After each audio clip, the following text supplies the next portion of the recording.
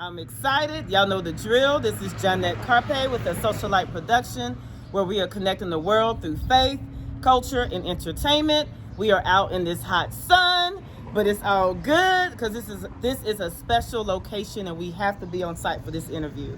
But this month is July Takeover, celebrating July 26th. That's Liberia's independence, and I'm highlighting all things Liberia. I'm telling the story, the continuation of my story as a Liberian American here in Charlotte. And here with me today, I want to highlight my uncle that I call him, but his name is Philip Ketter. Introduce yourself to the people. Hello everybody, I'm Philip Ketter, previous owner of the Rooster Restaurant. Yes, and the Rooster was a Liberian restaurant here in Charlotte. I don't want to necessarily say the first because I know a lot of people serve food in their home, but I think it was like the first official Liberian restaurant in Charlotte, right? Mm-hmm. Yeah, and where we are standing, we're on Statesville Road at the intersection of, I think that's Woodward, right? But this is an aquatic center now, but previously it was the Rooster Restaurant. It was I don't even want to say small, but it was small compared to the size of our community, but we all will fill it up and just eat and have good time. So I want to first just highlight Uncle Philip as the Liberian man and leader that he is, and just talk about the history as it relates to the Rooster and what it meant for, when I say the people of Charlotte, specifically the Liberian people, but even American people, because he bridged the gap even with other cultures. As a Liberian, African man, what does it mean to be Liberian? For you personally, your story, what does it mean to be Liberian? What do you want to share? Well, to be a Liberian means to be an American also. Okay. Because my great-grandfather fought in the North and South War. Okay. Here in America. Okay. He fought for the South. He had his left arm amputated before moving to Liberia. Mm-hmm. And we got to know about it because the U.S. Embassy in Liberia, William Swing at the time, after the 1980 coup, knew my old man. Mm-hmm. And my old man was leasing a lot of property to the American Embassy. Mm-hmm. He called my old man and invited my old man and showed my old man all the documents and stuff. Mm-hmm. Because our grandfather used to collect his pension from the U.S. Embassy because his left arm was amputated. While he was in Liberia? Yes. Okay. So that's how far we go. Okay, awesome. You know your history, your family lineage, and I think that's awesome that he gave a different perspective that others didn't give. To be a Liberian is to be an American as well, and so he's representing both cultures, although he's Liberian at the core. So thank you for that. And sorry, you guys, we're outside, but like I said, we have to be here because this is a special location. But I want to talk about the Rooster. Let's talk about the history of why did you feel it was important to have that restaurant here? Well, the restaurant was established because of my sister, Sister Rose. Mm-hmm. She wanted a restaurant, and at the time the war broke out in Liberia. Mm-hmm. The money that I sent her, that we used to do business with back and forth. Mm-hmm. When she came over here, she was like, "What I can get the Rooster going. I can get a restaurant going." You know? And because she explained to me during the war what she used to do with the money that I sent her. Mm-hmm. And so Miss Ayola Douglas, I know she's dead now, but she had the building. Mm-hmm. She was leasing it out. And so she was leasing it out to Maurice Gussie. Mm-hmm. Maurice Gussie and Rebecca used to own the shop next to the Rooster. Okay. And so the lady asked if Gussie was interested. Gussie said yes because he knew Sister Rose was interested.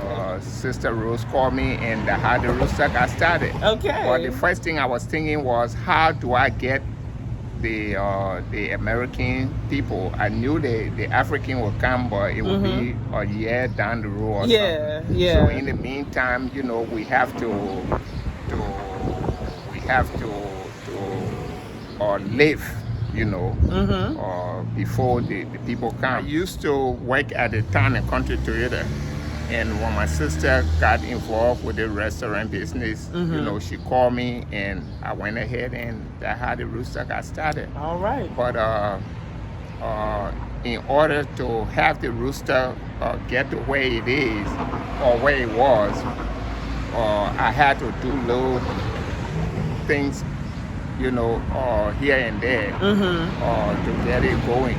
Yeah. Because the old people say the people will come, but when? Yes.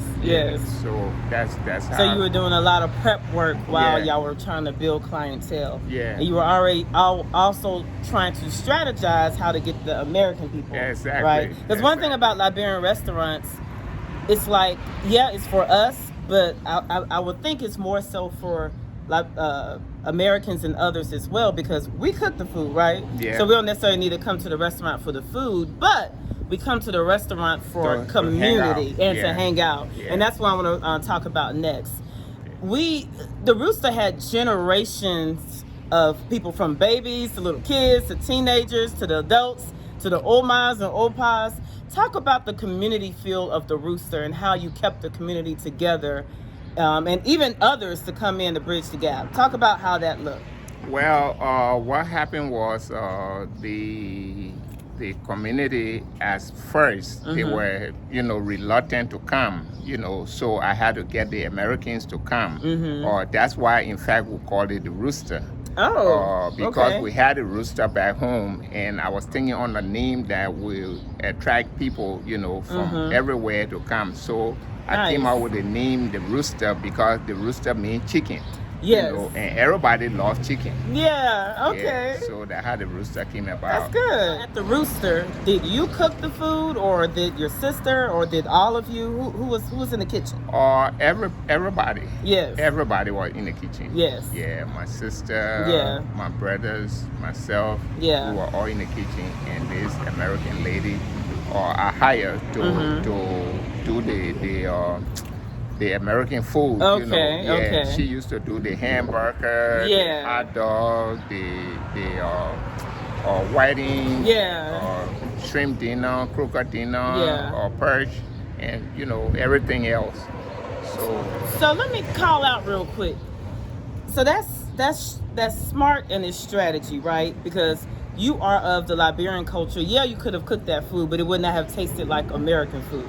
And so you knew enough to get someone who was of that culture to come in and partner with you to cook the food. Right. And a lot of times when you speak about bridging the gap, people, you know, take other cultures and try to mimic it, and it's just not the same, or it's not authentic. No. So that's another call out for you. You did a lot of things that are very important for then and today as it relates to bridging the gap and as it relates to just doing business and having strategy and vision. So Thank you. Yeah. So in keeping with the conversation around community, let's kind of step outside the Rooster. So the Liberian community was all at the Rooster, and within that Liberian community was a soccer team and soccer community. And so the Liberian community / Liberian Association, all the same thing, right? The association is just a governing body structure to help better the community. And so with the Liberian Association, they had a soccer team, and I believe you were one of the leaders of the soccer team, right? Yeah, I was the president. You were the president, yes. And so... For City Boys. Oh, City Boys, that's right, that was the name. Yeah, and so later on it became Club International. Okay, all right, tell the history. Like now it's called Charlotte Soccer Family. I don't know if there was another name before that, but it's the legacy and generations of the soccer team. Right. So not only were you an entrepreneur, you were a community leader, right? Why did you feel the need to take on that role to lead the City Boys, right? The Liberian soccer team. Well, at first, Mohammed, myself, McIntosh, there was some guys living in Salisbury, and Matthew Brandon was in Spartanburg, and we used to play for El Cancun.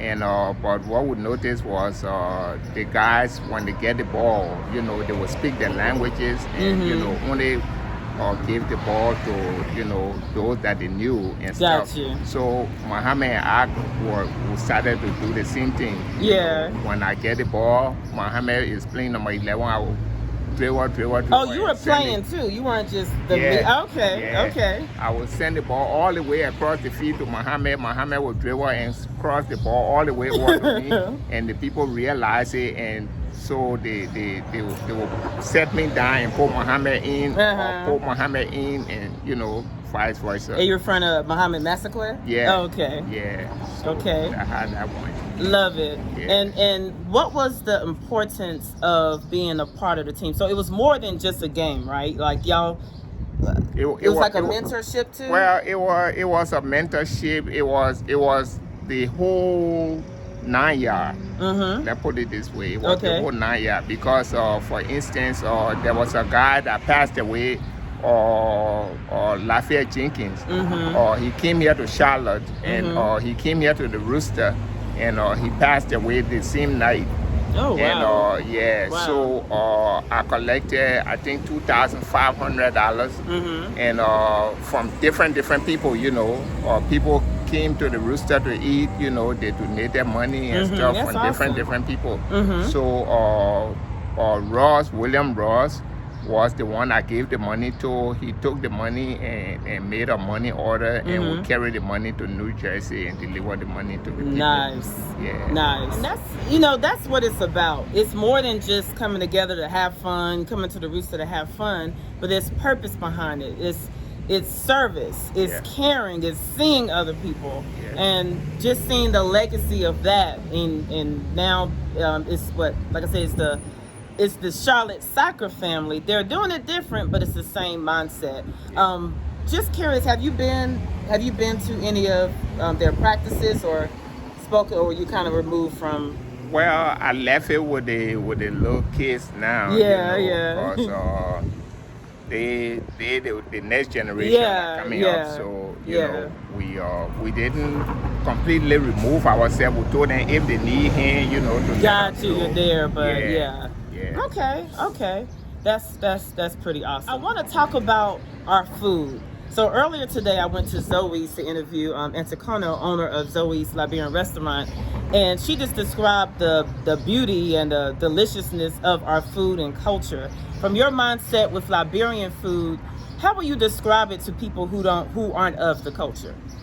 Well, the Liberian food is so great, so unique. You taste it the first time, you will want always. You never go back. And come back.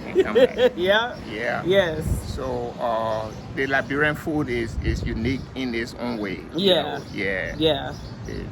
What's your favorite Liberian dish? I'll say palm butter. I knew it would come. Palm butter.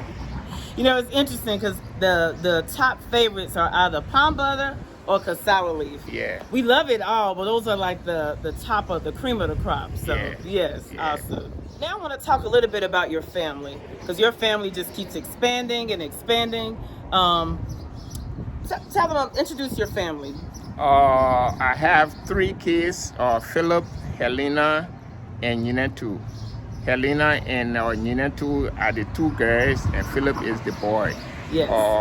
Philip was born 1986. Yinatu was born in 2001, and Helena was born in 2000. And both of them go to Chapel Hill, the 2 girls. Oh, yeah, that's nice. Go to Chapel Hill. Yeah. And mine and I, we separated, and so it's all good, but it's introducing the people to your family and your wife. Yeah. Your wife now, what is her name? Laura. Laura. Okay. Shout out to Laura for holding Uncle Philip down, and to Laura, excuse me. Sorry. But I'm bringing up your family because with your girls, you told me not recently. I don't know when the time was, but you took them to Liberia, right? Yeah. Was it just the girls, or did small Philip go to? No. Or just the girls? Yeah, just the girls. How was that experience for them and for you? Because they were raised in America. The experience, Yinatu want to go back now. She want to go back? She want to go back. Yeah. Okay. She love it. Yeah. Yeah. Number 1 is the water. who live right by the beach, you know, and she wanted to go to the beach every morning. Yeah. You know, she just wanted to tip her toe in the water, you know, because here, you know, you have to spend a lot of money to go to Moira Beach. Yeah. Or, you know, somewhere else. Yeah. You know? Yeah. Yeah. Okay.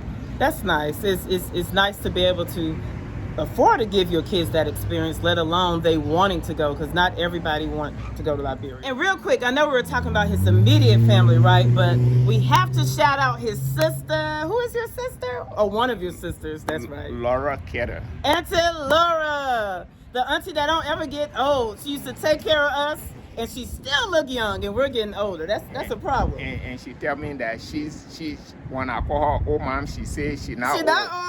Don't call her old. I the old. It is Boy Edwin, and then Laura, and then Abraham, and then me. Okay. Boy Edwin is the first. I'm the last. Okay. So yeah. Auntie Laura's the only girl? Yeah. Okay. Yeah. Okay. I know she was spoiled. But anyway, shout out to Auntie Laura. For the month of July, Socialite Production, like I said, is highlighting all things Liberia, right? And so we're doing a hashtag called #RepYourSetLIB. So I don't know if you know what it means to rep your set, like just being proud of who you are and representing it well, right? So you as a Liberian in America, how do you go about repping your set here in America, meaning representing the Liberian culture as a man here in America? Well, I go about it by introducing the people that I meet to Liberia. That's good. And explaining to them, you know, about our culture. Yes. You know, and the culture differences that exist between Liberia and America. Got you. Yeah. Got you.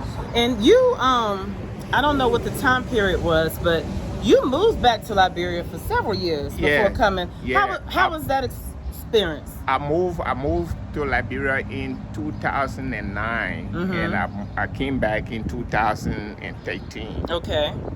The experience was all right. I went there to, you know, see what I could do, you know, after advocating for the country when the country was facing a devastating war. Yeah. And, you know. The Liberia, you all, and I say you all, like my parents and stuff, knew growing up, is totally different from what it is now. Yeah. And when you talk about Liberia and Liberian people, whether locally or abroad, I always like to ask the question, what is your vision or desire for the future, whether abroad on the continent or here locally? What do you see for your country and people? Well, for the country, even though the board are there, he used to come here to the Rooster. Who's the president for Liberia now? He used to come here. President George Weah used to come to the Rooster? Yeah, he used to come to the Rooster. Oh. Yeah, many times he came to the Rooster. Okay. Yeah. Okay. He used to come to the Rooster. Yeah, he did live in America for a period. But I don't know the history, so please don't quote me on that. Yeah. But anyway, go ahead. But my vision for Liberia is that one day, you know, your kids, if not you, you know, your kids, if not you, can go back to Liberia and, you know, experience what we all call home. Yes. Yeah. Yes. Yeah. Definitely. Interesting you say that, because recently just passed, I don't know if it was sometime this week, that they're now allowing Liberians to have dual citizenship. Did you see that? Yeah, I saw that on Facebook. Yeah, which is, I think that's pretty interesting, and I'm kind of curious, you know, of the reasoning behind that decision now. Everybody's individual vision, no matter how big or small, I think it's all big, that people will stay true to it, so that when it's time to come together as a unit or a group, however that aligns, it can be a force, right? Yeah. And not a force to bring anybody down, but a force to bring us all up, right? We're not going to save the whole world, but we can do our part. Yeah. Right? So Definitely. Thank you for that, Uncle Philip. Definitely. Before we close, I want to talk about legacy. And so I want to talk about how you paved the way with the Rooster, right? And how all of the other Liberian restaurants came after you. So Zoe's is one of them. Nubian Queen was one of them. That's no longer open. Of course, there's now Zanzibar. What was the one on 36th Street? Smell No Taste? Smell No Taste was another one, and it was another one on North Tryon. Can't remember all the names. I'm just trying to give shout outs to all of the restaurant owners that came after the Rooster. But what do you think about the legacy and the community feel of the Liberian restaurants that are here now?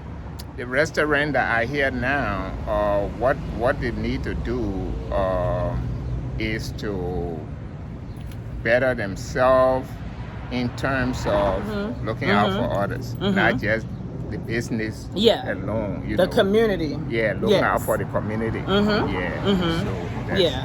that's what they should do. Yeah, and I know speaking with some of them, it's like there's a lot of vision and forward thinking as it relates to beyond the food, right? How they can serve the community. So I think that mindset is there, and they probably even do some of those things. Maybe it's not broadcast, but that's a good call out, because like I said, Rooster was so much more than a restaurant. It was more than a restaurant. It was so much more than a restaurant. Yeah. A gathering place, a safe haven, entertainment, even prayer, faith, all of that. So the whole nine. The whole nine.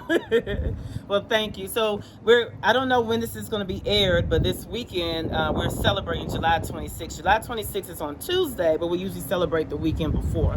So what are you looking forward to with the celebrations? Because every year we'll gather at Sugar Creek Park, all this food and just community. What do you look forward to when we come together? What I look forward to is the community coming together on the weekend to celebrate the birth anniversary of the country. Yes. But not only that, but to also do for the country as a whole. Forget about who's in power, or forget about the different representatives. Whatever we can do, we can do it our own way. America was not built by the government. We the government. We are the government of Liberia. We are the government of the United States of America. So those people, they are just civil servants. Got it. One thing about a socialite production, I said it at the beginning, I believe, the mission is to connect the world through faith, culture, and entertainment. I, Janet Carpet, stand as a connector, stand as a bridge.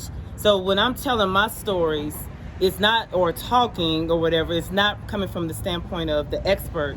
I'm sharing my experience. But what I'm doing above that is creating a platform for others to stand on to share their story. Oftentimes when you talk about storytelling or interviewing, sometimes we reach high. We want the celebrities, which, that's totally fine. But sometimes let's just look at the people around us and see what they're doing and see how they can encourage us. I've been interviewing a lot of, I'll say my aunties and uncles, because they are of the older generation. And they are filled with so much wisdom. Even as I stand here and touch Uncle Philip, I know you're probably like, why are your hand on my shoulder? But it's like, it's so much strength and power and wisdom that we miss out on because we stay amongst ourselves and we don't sit under wisdom, right? And what he's saying about Liberia is the same conversations that the younger generation is saying about Liberia, and actually moving and doing things. My goal is, let's do it together. Yeah. Right? Yeah. Right. That would be, the more the merrier. The more the merrier. We just have to understand our differences and mindsets and change. Things are not what it used to be, and that includes mindsets, right? So we can go on and on and on, but thank you so much, Uncle Philip. Okay. Is my 26 on you? My 26 on y'all. My 26 on y'all? Okay. Or our 26 is on y'all. But thank you so much, Uncle Philip. All right. Okay. That'll be good. All right. All right. Yay!